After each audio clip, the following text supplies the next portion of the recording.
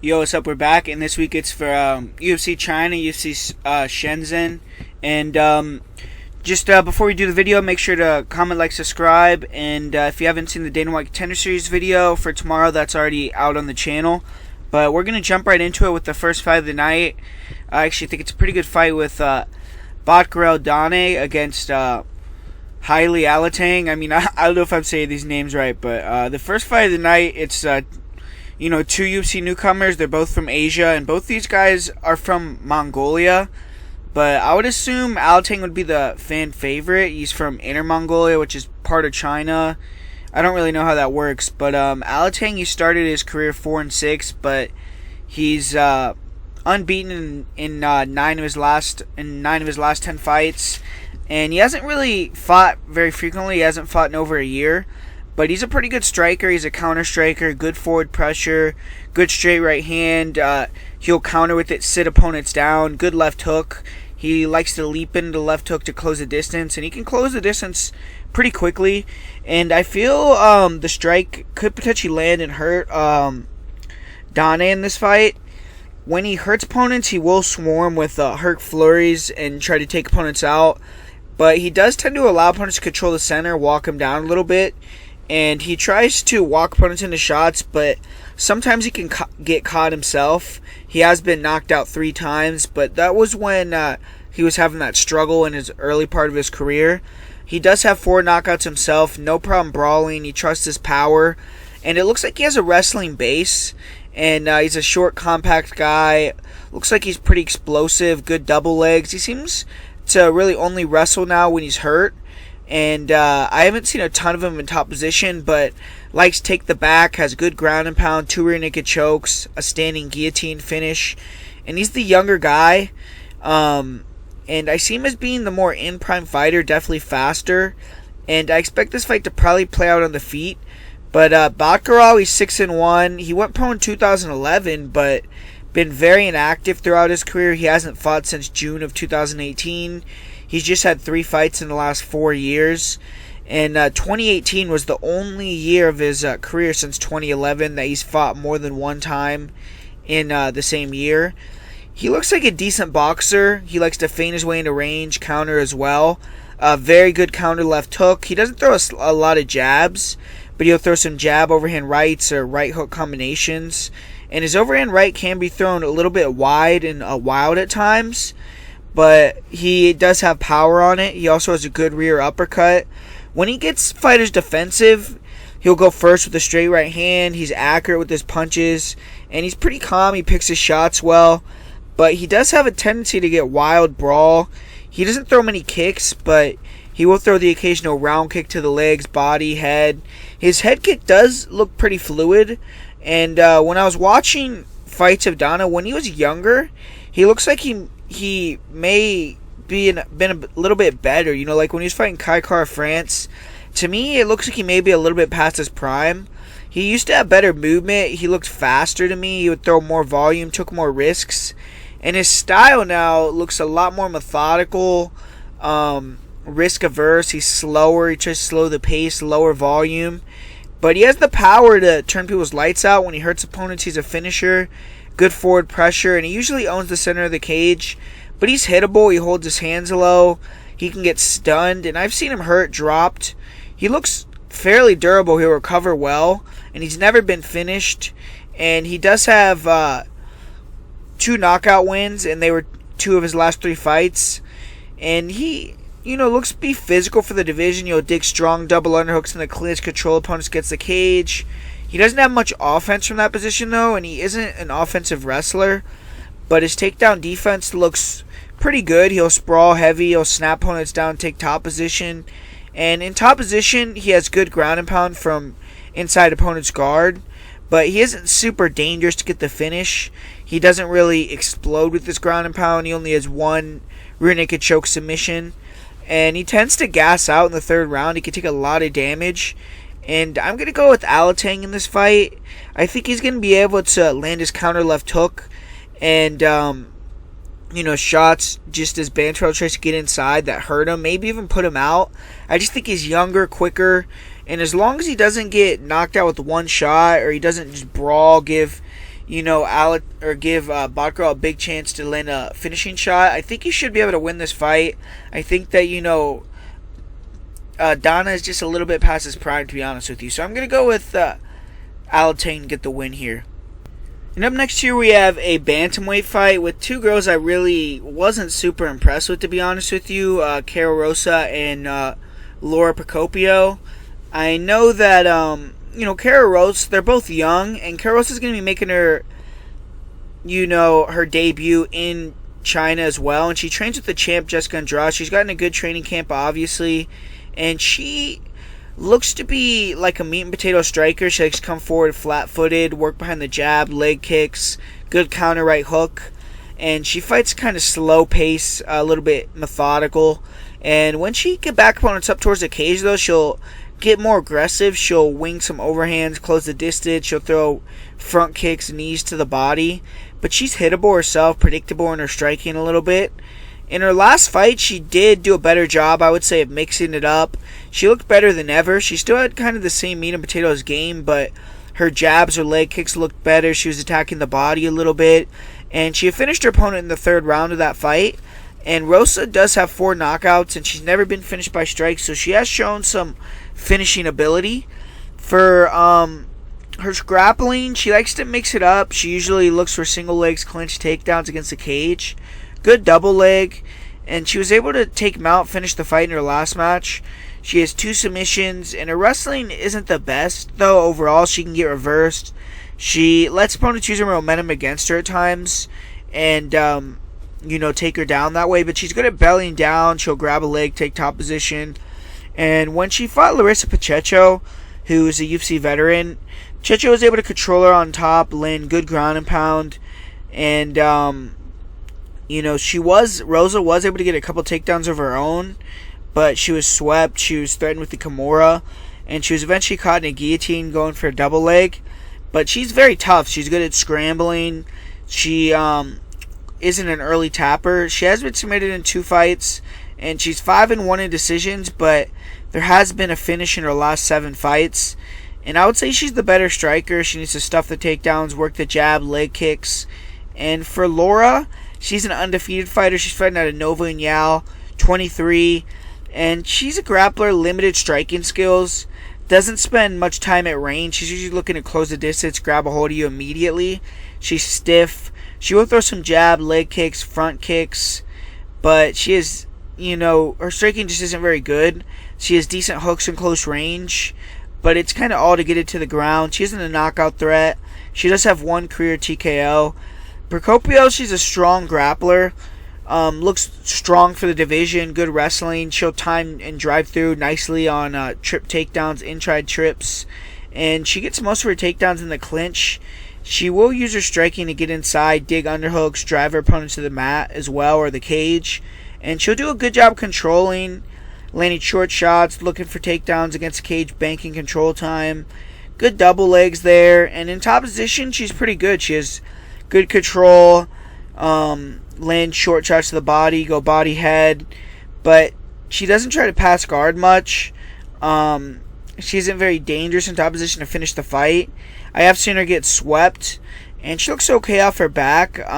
She'll attack triangles, arm bars. She'll use those submissions to create scrambles. She has 2 submissions via armbar, and I would say she's going to need to get inside, get it to the ground. She's going to be the lesser striker here. She needs to try to grind out the win here or get a submission. But I'm going to go with Rosa. I think she's actually going to get a KO TKO, to be honest. I think she's the better striker by a lot. Has the grappling to defend the takedowns or scramble back to her feet. Maybe get Procopio a little tired. And I think she's going to piece Procopio up at range and eventually finish her over the 3 rounds. But not extremely confident on either woman in this fight, to be 100% honest with you. And up next for this fight, Damir Ismagulov against Thiago Moises. This is an interesting fight because from what I've seen just on tape and everything, I'm fairly confident that Damir should get the win, but the line to me is a little bit off, and I wouldn't play that line most likely just because Moises is a young guy. He's 24 years old. He's training at ATT, and he showed a lot of improvement from fight to fight in his last fight, but skills-wise, I'm fairly confident Damir will get the win here. I just think he's better everywhere. I think that he's going to be able to use his feints, range striking to back up Moises. And I think he's going to be able to get reads, counter him, along with stuffing the takedowns. I think Moises kind of just gives up the center too easily for a guy like Demir. And I feel like Demir could also take him down. But the smart thing to do is just use distance control, be more active, throw some jabs, throw some strikes, those fancy kicks that get you some points on the judges. And, just being a little bit risk averse, which he's very good at. He's he's a technician. And his wrestling is very good. I see him being able to even get takedowns, win through that. But the avenue I could see him potentially getting upset in, or that's the most likely way if he does. Because Moises is aggressive. He'll jump on guillotines, throw quick submissions from his guard. And if he catches Demir in a sub, then he can win. And, he definitely has the knockout power to knock him out with a kick or something, but I just feel like Demir is smart, technical, keeps the same pace for 3 rounds. He's more dominant. He's used to fighting, overseas here in Asia, in Europe, and I don't know. I just feel like Demir, he's very polished. I feel like after this fight, he should get a step up in competition. He kind of reminds me a little bit of Gegard Mousasi in the way that he fights. I just feel like he's very good, man. I mean, he has 18-1 record to show for it. And I feel like Moises, he's a good fighter as well. I feel like Moises is going to be someone that could potentially, be a top 15 guy in the future. But this is a big step up for him. It's an odd location. And I just feel like Demir has enough to get it done here. And should likely get the win. So I'm going with Demir Ismagulov to get a unanimous decision victory here. And up next here we have 2 newcomers, and actually a pretty fun fight. Da Eun Jung taking on Kadis Ibragimov. And, Da Eun Jung, he's going to probably be the crowd favorite here. He's the Asian fighter fighting out of South Korea. And he looks to be improving a lot from fight to fight. He's a young guy, 25 years old. And he's pretty good distance control. He's long. He'll use his lead hand to gauge distance. Good jab, good straight right hand, good pull counters. Good hooks in close range, but isn't good on the inside. I would say he holds his hands low. He's hittable. When fighters can close the distance on him, he looks a little bit uncomfortable. But good inside leg kicks, good head kicks. Doesn't throw a lot of diversity on the feet, though, but he does throw some nice flying knees. He is heavy on his lead leg, doesn't check kicks. I've also seen him rocked with punches, but good chin. He's willing to bite down on the mouthpiece, throw back. 9 knockouts, never been knocked out himself. And Jung isn't an offensive grappler. He has good takedown defense, though. He'll sprawl well on double legs. And when he does get taken down, he's shown the ability to scramble back up to his feet. And he's also shown the ability to reverse takedowns, take top position. And on top, he's good. He has good top control, good passing ability. He'll get the crucifix position and land some nice elbows. That's how he finished his last fight. He isn't a big submission threat, though. He only has 1 submission. And finishes most of his fights on the ground with ground and pound. But he was submitted 1 time. I haven't really seen a ton of footage of him off of his back. But in this fight, I would say he's to stick and move, be technical, avoid grappling. Uses fluidity, technique advantage on the feet. Feints, movement, draw at Ibragimov, counter. And just try to time him with something. But for Kadis Ibragimov, he's taking this fight on short notice, but he's 8-0. He's fighting out of Russia, where obviously they have a lot of great fighters there. And he's a dangerous submission grappler. He's defeated some good competition. This is going to be his first fight out of Russia or Kazakhstan. But, he's fought some good fighters. And his striking, though, is a little wild. He has power, but really just those jabs, looping right hands to close the distance, 1-2s. But he has a good chin. He's willing to bang. And he's a good athlete. And fighters have to always respect the risk of the takedown. So it makes him a little hesitant to let go. And it eventually lets him get inside, gets where he wants. But his striking is not good. He has 2 knockouts, both on the ground. He's excellent as a grappler, man. Nice single leg takedowns. He'll use the single to push opponents to the cage. Transitions to doubles. Gets the tight waist will circle to the back. Good throws. And he'll jump on the back. He'll look for to get the arms around the neck without any hooks in, just standing and get bulldog chokes. He's finished a fight with a bulldog choke. And in top position, man, he's a beast. He likes to get side control. He'll get that crucifix position like Jung likes to do as well, and finish his fighters from there. He likes to move to mount, take the back, get rear naked chokes. He has 2 rear naked chokes and 1 bulldog choke finish. And he's finished his last 5 wins. And he's going to need to get inside, get top position. And if he can get this fight to the mat, I think he can probably finish in top position. I would say this is a kind of close fight, but the way that Zhang stands gives away the single leg to me. And I expect Ibragimov to get this to the ground. And I just don't know if Zhang has the chops on the ground to deal with him. If he gets scrambled right back to his feet, it could get interesting. But I see the Russian doing work on the mat. I think he's going to be able to get a rear naked choke, a bulldog choke, some type of choke, get around that neck, and finish the fight in the first or the second round. And I'm kind of confident in this fight. I'm going to go with Cottis to get it done here. And up next here, we actually have one of the fights that I'm most looking forward to on this card. And it's two good guys, 2 good strikers. And, they both kind of have a questionable fight IQ, though. And it makes them, lesser fighters than they should be. But Andrade Soukhamthath is a talented fighter, great athlete, and one-punch power. I mean, he has a good jab. He throws it hard and stiff. Nice check left hook, good left hook to the body. He'll throw a jab, left hook to the body combination. He hurt Jonathan Martinez multiple times to the body. And he's good at pull countering. And he could finish the fight with 1 shot. Very nice step and uppercut. He has a very nice straight right hand. Really good flying knees he's knocked fighters out with previously. And he can get a little too involved in just trying to counterpunch coasting. And gives rounds away. But he has a good chin, man. He showed that against Sean O'Malley. He took a lot of shots. But he could struggle to find range a little bit against kickers, which Sue is. And Sue's a long guy, but they're actually going to have similar reaches in this fight. So we're going to see if Soukhamthath is going to be able to walk him down here. But Soukhamthath will try to mix it up and grapple. But, man, his IQ is extremely poor in deciding when to strike and grapple. I mean, that was most notable when he fought Sean O'Malley. I mean, he took him down. He had that broken foot. And he could have just stood up and walked away and won the fight. And his fight with Jonathan Martinez, I mean, he was dominating on the feet. He was being able to walk him down, attack him to the body, get in that clinch, beat him up. But he was kept trying to take him down when he had him hurt. And he was getting, reversed. He was giving Martinez chances to survive. But, man, in that clinch, he's really good, man. Nasty uppercuts, elbows, knees. And he's good at shooting takedowns. He'll also, mix in body shots. He isn't great on top, though. He doesn't have good top control. And, he kind of just wastes his energy when he uses takedowns. But for, 1 round, this guy's very dangerous. He can go out there and get it done. But he tends to not do a great job pacing himself. He can gas himself out hard. But he's quick. He's dangerous, man. And for Sumidarji, I would say he's an interesting prospect. He's athletic. He's dynamic with his striking. He's a tall guy. Good range. Good reach. And karate stance, he'll use those side kicks, front leg round kicks to the body, to the head. Really nice straight left hand. He's a southpaw. Very accurate with the striking. He has that hands down style. And it makes it hard to see when his punches are coming. And he'll blind you with those punches. He'll throw kicks right after him.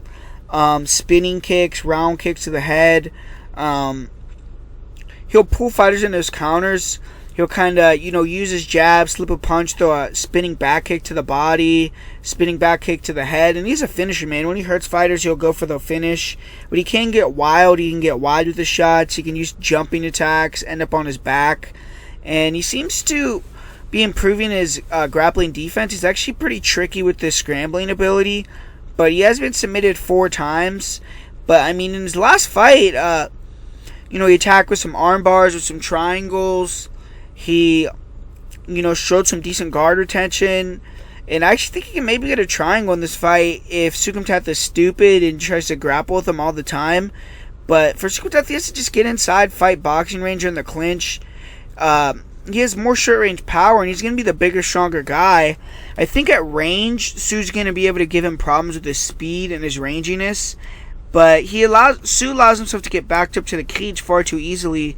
And I would say if he could control the center better, I would pick him. But for that reason, I have to go with Andrade. I just think he's going to be able to back Sue up, control the center, land the short range power shots, work in the clinch. And I actually think Sue has a better chance of winning on the ground, catching a sweep, sweeping the top position, taking the back. But my pick's going to be Andrade via decision. but would not be surprised at all if Sumidarje came in here and got the finish. And next year we have a middleweight fight with Anthony Hernandez taking on Jung Young Park. And both these guys are trying to get their first win in the UFC, but Anthony Hernandez has already had a loss in his UFC debut, and Park's making his debut here. For Hernandez, he traveled to Brazil. He got submitted by Maluco Perez. And, you know, I would say he's kind of a developing striker, but he has power. And, you know, he's not bad when opponents allow him to come forward, but he's a little flat-footed, and he keeps a wide stance, which leaves him susceptible to kicks. But he'll throw a jab right hand. His straight right hand comes fast with good power.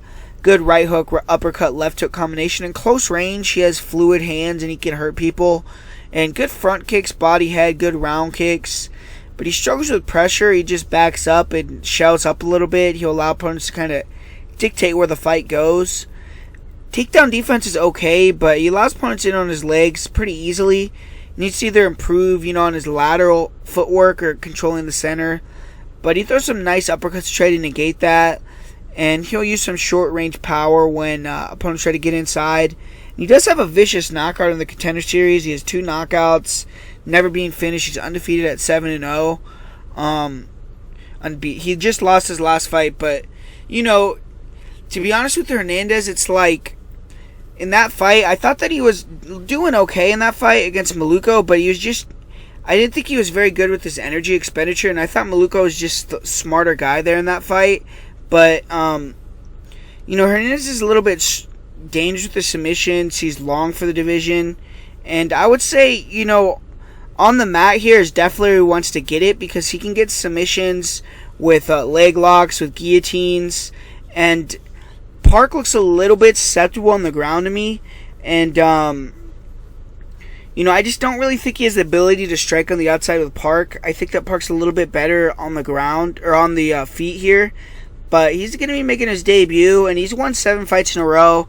I would say he looks pretty good, man. He's a good striker, good movement, distance control, fast hands, good 1-2 jab right hook or jab overhand right. And he likes to throw a 1-2 to a left hook combination that's, money. It lands really well. Power in his hands. He hurts opponents with punches, nice counter hooks, uppercuts. Very accurate. He catches kicks, returns, and nice kicks himself, body, head.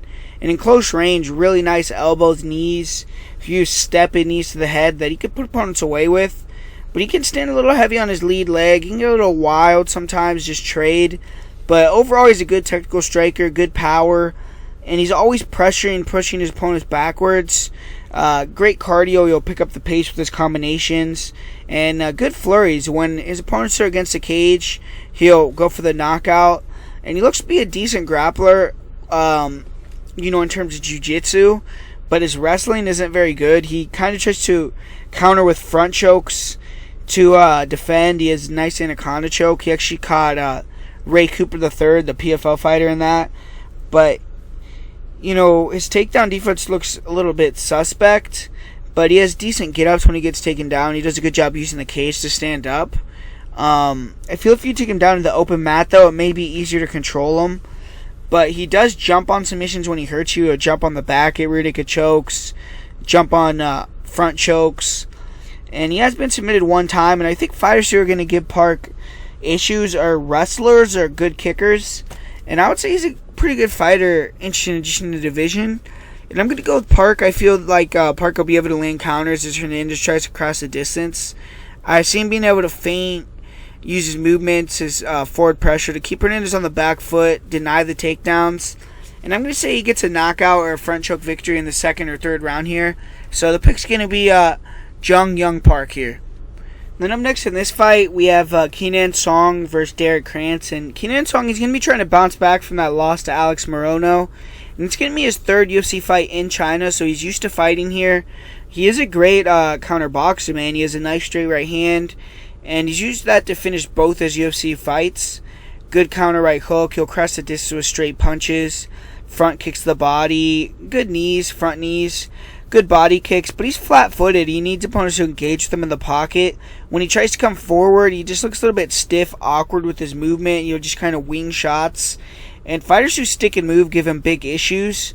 He will try to throw occasional kicks, like spinning kicks to the body, to the head. And he's a warrior, man. He'll continue to walk forward, walk through shots, and look for that one shot to try to finish the fight. And he has 7 knockouts. He's finished 4 of his last 5 wins by knockout. And he has been finished by strikes twice in his career. He's not really a good grappler. He won't really go for takedowns, but he does like to get in the clinch, and occasionally he'll get some clinch takedowns, but doesn't have good top control. His takedown defense doesn't look very good. He'll go for double leg or guillotines instead of defending the double legs. Single leg takedown defense doesn't look great. Off his back, he isn't very dangerous. He can be controlled, finished with ground and pound. He did do a good job of getting back up to his feet in previous UFC fights, but overall I don't think he's great on the ground. He does have 3 guillotine chokes, 6 submissions overall, and he seems to kind of get a little bit tired in the later portions of the fight, and that's something that I think Krantz could maybe take advantage of. But for Derek Krantz, he's hoping to have a better showing here, but I would say his UFC debut was respectable. He fought against a killer, man. It was Vicente Luque. He had some early success. And he's going to be the more experienced fighter here, but it's going to be the first time for him fighting out of the United States. And Krantz, he's dangerous, man. He's a finisher, big knockout power. He has a good jab, nasty left hook, overhand right. He'll explode into straight right hands, left hooks, and he likes to follow those blitzes with hooks, uppercut flurries, uppercut left hooks, good front leg round kicks to the body, and you'll throw the rear leg body and head kick as well. But he can get stuck on the outside, so goes close distance at times. In this fight, I don't think he's going to have that much trouble doing that. And I would say that he doesn't have a lot of variety in his striking. And instead of setting things up, he'll leap into shots. And some fighters who are more technical or athletic can probably avoid those, move out of the way, or try to counter, which Song has the potential to counter him and knock him out because of that. But he also has the power to land a clean bomb and knock someone out, man. He has 9 knockouts, but he has been knocked out twice himself. He is a solid wrestler. He has good takedown defense. He has had trouble on the mat with some jiu-jitsu guys before. He has been submitted a few times. And he likes to use his overhand skid inside, get double underhooks, put opponents on the cage, get that double leg, good reactive double legs as well and at range. And good rear naked chokes from top position, good front chokes when opponents try to stand up. And his takedown defense has been pretty good. He has good sprawl, heavy hips. He wall walks well to stand back up. And he'll widen his base near the cage. He's hard to take down there. In grapple-heavy fights, he does tend to tire out a little bit. He'll become easier to take down as the fight goes on. And when he does get taken down, his jiu-jitsu just isn't on the level. He'll allow fighters to do dominant positions. And he's been susceptible to being submitted. He's been submitted 5 times in his career. But he does have 11 submissions. This is a pretty good fight for Krantz, I think. I think he's a little better everywhere. I've seen him being able to do well in a war, land some shots to himself. That nasty overhand right-left hook I see landing. And Song to me has to catch Krantz coming in with a straight right hand and knock him out. I think that Krantz is a little faster, throws more volume, has better takedowns. I think that Song struggles with forward pressure a bit. And I just think Krantz is going to be going forward in his face, has a little bit better cardio, and going to be able to get the win here. So I'm going to go with Derek Krantz via late submission or a decision victory here. And up next here we have a good fight. We have someone that I've known about for a while in Mizuki Inoue, who, she's actually a pretty accomplished fighter. She's actually, I think the youngest, I don't know if this is actually true, so I could be off with this, or maybe it could be changed, but I think she's the youngest MMA champion in the history of MMA in over there, where she won those tournaments, those one-night tournaments when she was 15. And she's fought some high-level fighters as well. She's fought like Karolina Kowalkiewicz, Alexa Grasso, and those are some of the best fights in MMA history as well. She's fought Beck Rawlings, Verna Jandiroba, who have all been in the UFC. She's coming off a win over Viviane Pereira. And she's a Chinese fighter as well, so I don't know who the crowd's going to be cheering for here, but Inoue is the veteran, and even though she's only 25 years old, she's been fighting for almost 10 years now. But she's looked better than ever in her recent fights. And she's training with a good coach. She's training with Ray Longo over there at Law MMA. And She's 5-1 in her last 6 fights. The one loss was by split decision. And she's normally at strawweight, though. She's going to be a little undersized. But, she likes to control the center, walk opponents down, work behind her jab. She likes to have her hands out, open, try to parry strikes as she comes forward. She has a nasty jab, very fast, very stiff, and good left hook. She'll walk opponents into the left hook, pull counter, slips in the pocket well. Nice pull counter straight at her hand. She'll slip and counter with the right hook. Really good head and body movement. She'll parry kicks away very well also. And she'll allow opponents to miss combinations by a hair in the pocket. Stays very calm. And she'll make opponents miss 4 or 5 shots in a row, then land one well-timed counter.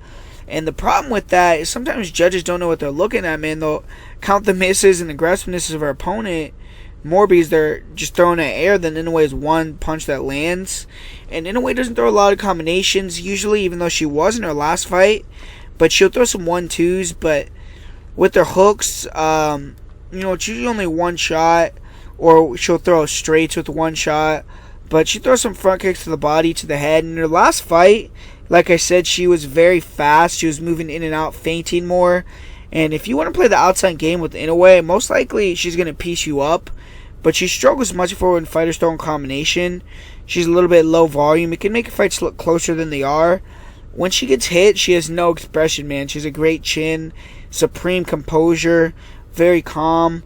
And she's never been finished. She isn't a power striker, though. She has no knockouts.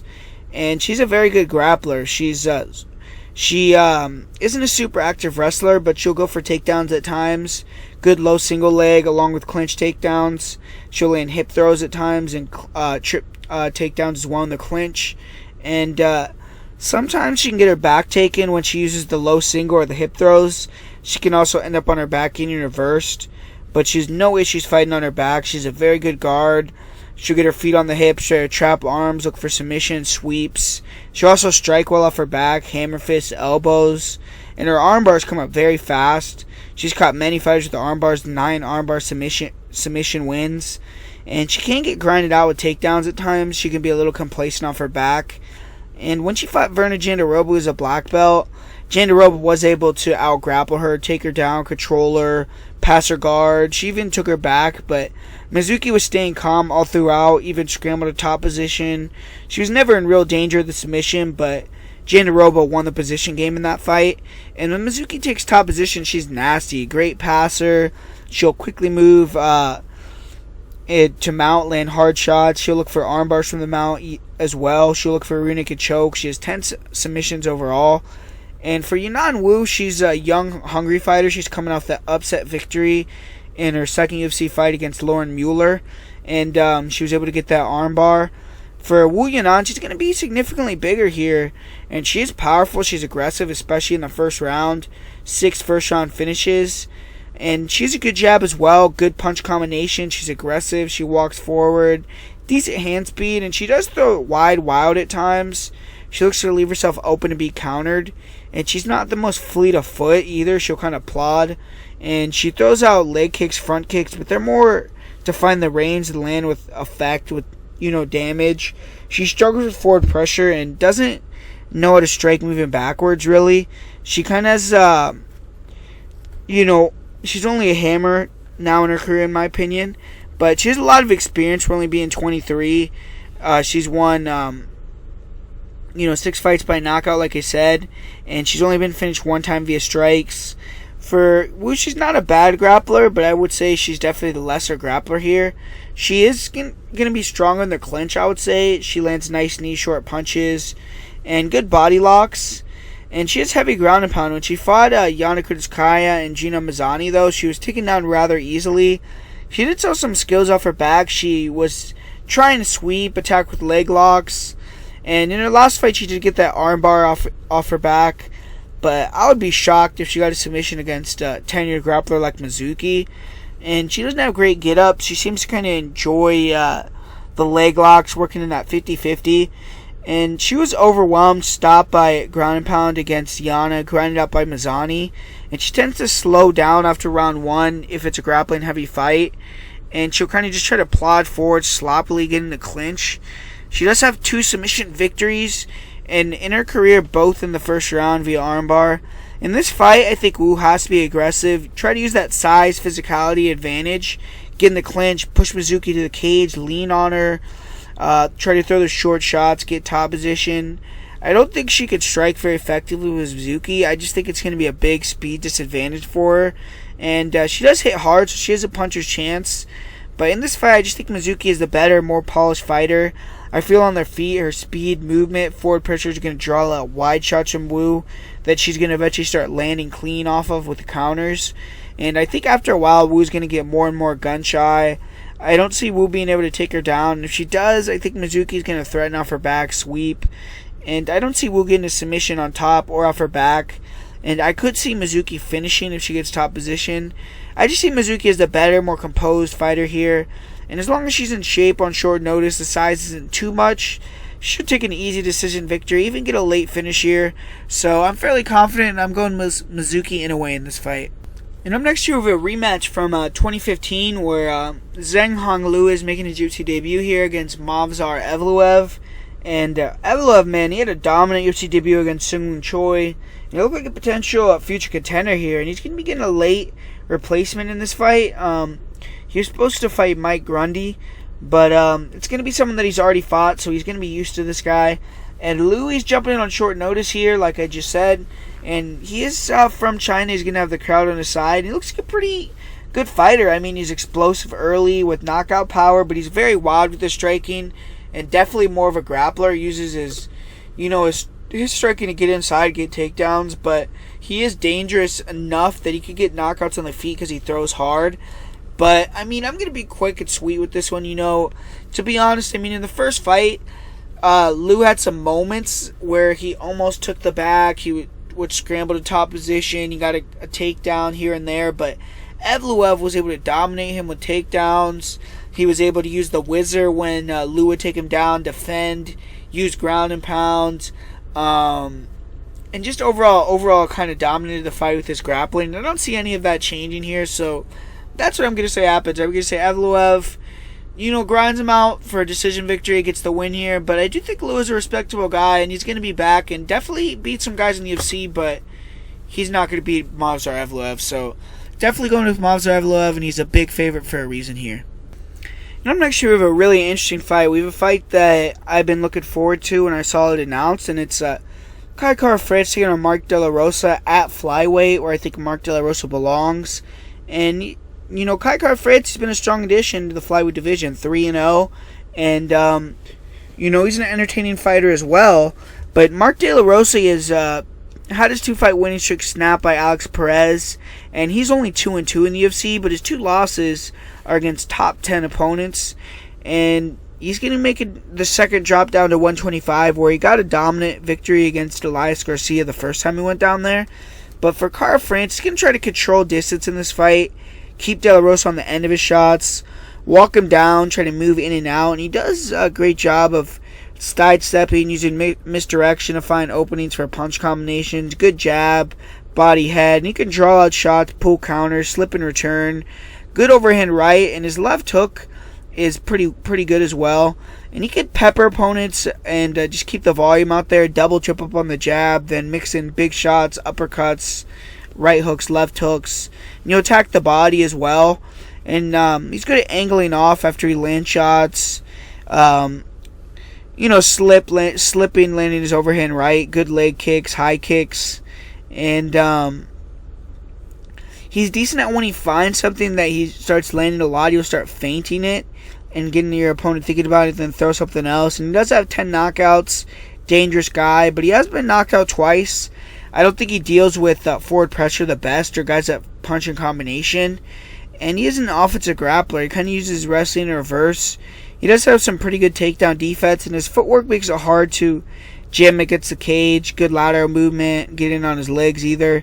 And he's, he had a competitive fight with Pantoja. He was able to stuff his takedown attempts. And he was also able to stuff the takedown attempts of Elias Garcia, which is a mutual opponent of these guys. But in his last fight against Paiva, he was taken down a few times. He is good at reversing takedowns, getting top position. Good top ground and pound from top position. But for Mark De La Rosa, he has that pressure boxing style, good fluidity, punching combinations, Great chin cardio, comes forward, stays in your face, that Mexican style almost. Very nice low kicks. And he's a good wrestler, black belt in jiu-jitsu. And he'll use that boxing style to back opponents up, get into the upper body, clinch or in against the legs, against the cage. He does have one TKO, but I feel he's going to be very physically strong for 125. When he fought Elias Garcia, that was his only fight at 125. He was throwing that guy around. Literally throwing him around. I mean, circling with him and throwing him like a, I don't know. It was kind of funny, but very nice clinch takedown, single legs, tight waist, circle to the back, and he'll take the back standing. Good rear naked chokes, 5 rear naked chokes in his career, 6 submissions overall. Good ground and pound. His last fight, he was taken down controlled against Alex Perez. And Perez was able to quell that forward pressure of De La Rosa with his clinch game takedowns, which I don't think Francis is going to be able to do. Off his back, De La Rosa isn't bad. He'll attack Kimura's leg locks, throw shots off his back, and he's definitely comfortable there. He's hard to hold down as well, I feel, but Perez was able to do it. I don't think many 125ers will be able to do it. When he fought Tim Elliott, he did get caught in an anaconda choke. But in this fight, I feel the forward pressure, the takedown game will break France. I think he's going to be able to use his punches in close range to back him up, take him down. I see him being able to control on top as well. And I think France may even shoot due to the forward pressure, get reversed. And I just see De La Rosa's pressure game being more effective than the flashy game of Kai Kara France. And I'm going to go with Mark De La Rosa via 3rd round submission here. And up next here, we have definitely, in my opinion, which is the best fight on the card. I think this is, or I don't know, I mean, this is the main event as well. But man, Zaleski dos Santos Capoeira against the Leech, Li Jingliang. And man, I mean, both these guys are underrated fighters on long winning streaks. But to be honest with you, I think there's one clear guy that's better in this fight. I think that Li Jingliang, I mean, he's a confident guy. He comes in, especially when he's in China, aggressive. He comes forward. He goes for the knockout, big power. But, you know, you've seen him get dropped a lot in fights. I mean, David Zawada dropped him. Daichi Abe dropped him. Jake Matthews. He is able to recover in fights against these lesser guys. But Zaleski, man, if you get hurt, he smells blood and takes you out. And I feel like Zaleski is improving a lot, man. He's getting a lot better with his fight IQ. And he's taking guys out. I mean, the last 3 guys that he's fought, he's finished all of them. And, you know, the thing about it is with this Zaleski, I just think he has the better movement. I think that he has the better shot selection with his kicks.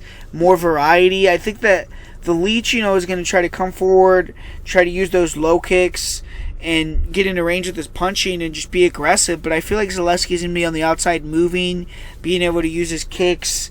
And I feel like if he lands a shot that hurts the Leech, he's going to take him out. And I also feel like Zaleski, you know, in his last fight, he showed that, you know, his black belt is legit. He took down Curtis Millender, submitted him, who Millender doesn't have very good grappling at all. But I feel like Zaleski, you know, the Zaleski that was brawling with Max Griffin, that was brawling with Lyman Good, all the way, you know, that was back in 2017. I feel like this Zaleski is, you know, smarter with his fight IQ. I don't think he's going to brawl with the Leech, which I think is the one way that the Leech could get the victory here. Because, you know, if you want to brawl with the Leech, it becomes 50-50. Because Zaleski, I think, you know, both these guys are durable. They're good in wars. And I actually think if this fight gets into a war, I think Zaleski will come out the other side as well.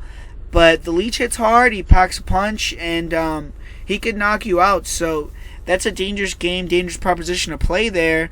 For Zaleski, you know, I feel like the smart thing to do is use that movement, try to walk Jingliang into counters, use his kicks, don't engage in a brawl, and I think he's going to do that. I think that he's going to be able to use that movement and just, I think the Leech is going to open himself up trying to close the distance. I think that Capoeira is going to land a big shot, whether it's a kick, whether it's a punch.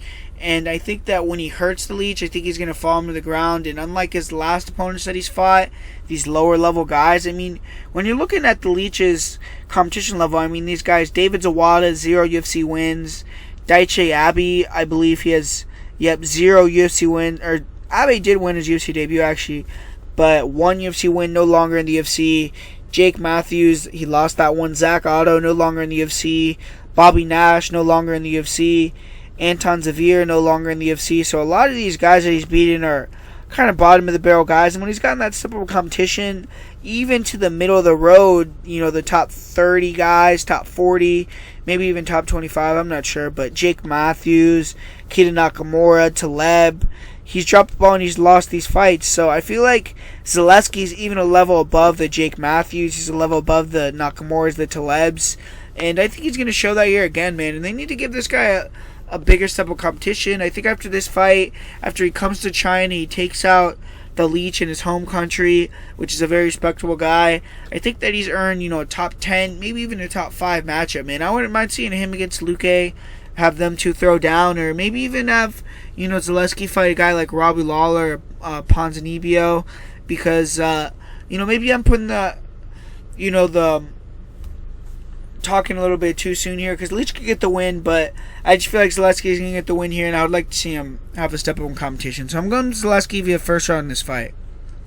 And up next, I actually think we have a killer fight here with the main event, with Jessica Andrade taking on Weili Zhang. And looks like the UFC is putting a lot into Weili Zhang in the victory here. I mean, they're putting her in China, in Zhang's home country, where, obviously there's a lot of people there. So if she wins, she could kind of ignite the fan base over there. It would really be a huge thing for the UFC. And I actually think she has a decent chance of getting the win, because in this fight, on the feet, I feel like Zhang is clearly the superior, more technical girl here, just due to the fact that Andrade, I mean, there's not really much to say about her technicality. She comes forward, she wings bombs, and that's really it. I mean, when you watch her fight with Carolina, with Tisha, with Joanny and Jacek, with Rose, her offense on the feet is just to wing bombs, take punches, wear opponents out with forward pressure, and eventually, if that shot lands like it did against Carolina, she could knock Rose out because she throws so hard, and she goes out with that forward pressure, and like she did against Rose, eventually they get tired, and she could get a hold of them and slam them on their fucking head. So, I mean, she's scary. She also has good leg kicks, but, overall her striking is not good. She gets caught coming inside. I think Zhang is going to land that left hook on her all day. I think she's going to be able to be using that in and out movement. I think she's going to try to use a lot of her front leg side kicks. Don't use those spins, because I feel like the spins just give Andrade an ability, to try to close the distance, get inside. I mean, you could use a spin, but just set it up very well, and don't rely on that. Don't go to the well with it. And I feel like if Zhang can keep it on the feet here in this fight, and she doesn't wear down, which it's going to be interesting, because, Zhang is a little powerless as well. I mean, she's ripped. She looks a lot bigger than Andrade with all the stare downs. She's not like a Rose Namajunas, where Rose is not frail, but she doesn't have a lot of muscle on her like a Zhang or an Andrade. And I feel like Weili is one of the few girls that maybe could match the strength of Andrade. And if she can do that, and Andrade goes for a few takedowns, she can't get the takedowns, Andrade is walking her down, and Zhang is able to, eventually start landing that left hook enough that she could start to walk down Jessica Andrade, start to use her in and out movement or front leg side kicks to get Andrade on her back foot. I think that's when Andrade's going to really start to struggle. But, if Andrade could wear out that forward pressure, get inside, get the takedown, or just, start to get her more flat-footed and land a big shot on her chin. I have seen Weili Zhang rocked with some punches before, where she's gotten, knocked down, and sometimes she can get a little bit wild, get into a war, and that's what she needs to avoid here. The key to the game for Zhang here is distance control, quickness, in and out movement, speed, and winning the scrambles, defending the takedowns. And Jessica Andrade, she's going to be wanting to come forward like the destroyer that she is, the Terminator. Try to, use that forward pressure to wear on Zhang, land those leg kicks, slow her down, then start to corral her where she can back her up against the fence and start flurrying with those bombs, John Lineker style, or get the takedown, throw her on her head, knock her out like she did against Rose, or, just take her down and beat her up with the ground and pound. But, the thing is also, I feel like in these wrestling scrambles, I feel like Zhang can hold her own as well, because we saw Tisha Torres hold her own against Jessica Andrade in these grappling scrambles, and I actually think Torres did pretty well. I think that Zhang did much better at muting the offense of Torres than Jessica Andrade. I feel like Zhang is the more technical grappler as well, but it's just all about brute strength against technicality here. And in my opinion, man, I feel like Zhang has the technicality, or has the physicality enough to withstand the what Andrade is, and I think she's just superior technical fighter. and going to get the victory here. I think that being at home with the crowd is going to give her a lot of added motivation to last the 5 rounds, even if she gets tired, if she gets hit with the big shot. And I think she's going to be able to get it done. I think the judges obviously are going to be on her side if it's a close fight. And in my opinion, I think that Weili Zhang is going to be able to come out here and use that left hook, use her kicks, keep Andrade on the outside, and then eventually use that in and out movement, start to walk Andrade down a little bit, maybe even get a couple takedowns. And I think that she's going to be able to win the fight. I think that she's going to be a superior fighter here technically. And if Andrade is able to go in there and bulldoze her, knock her out, then that would be very impressive to me, because I feel like Zhang is a very good challenger here. But yeah, overall for this card, I do have a few bets here. Like I bet on Alateng already as an underdog. I bet on De La Rosa as an underdog. I bet on Krantz. I bet on Inoue as well. And just keep a lookout on the bet and made tips if I have another couple bets on there. But for the most confident pick of the week here, I would say it's going to be Movsar Evloev. I don't really know what his line is at right now, but it's probably a ridiculous line. But he's definitely the most confident pick for me. And for the parlay of the week, it's going to be a pretty good odds parlay, and I think we're going to hit it. So, good vibes for that, and I feel like it's going to happen. It's going to be, Cottis, Ibragimov, and Mizuki Inoue as the parlay of the week, and I'm fairly confident in that. So that's going to be the breakdown here for UFC Shenzen. And next week we have a huge event with Khabib against Dustin Poirier, UFC Abu Dhabi. And that's going to be a hell of a card, man. So I'm super excited for that. I'm excited for this card. I mean, fuck, though, man. I'm kind of feeling the pain. All you guys, I guess you guys could leave a comment and talk shit, since I'm going to bitch a little bit here.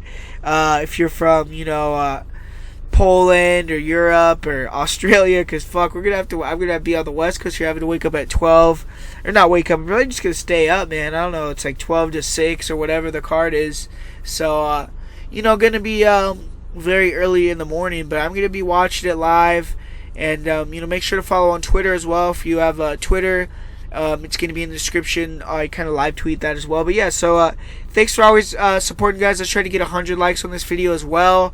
Like I said, make sure to check out the Dana Contender Series video if you haven't checked it out yet. We've been doing pretty good on that. That's actually the last week of the season, which is a little unfortunate. But yeah, hopefully we could do well on that event, this event as well. I'll be back on Friday with the prop of the week.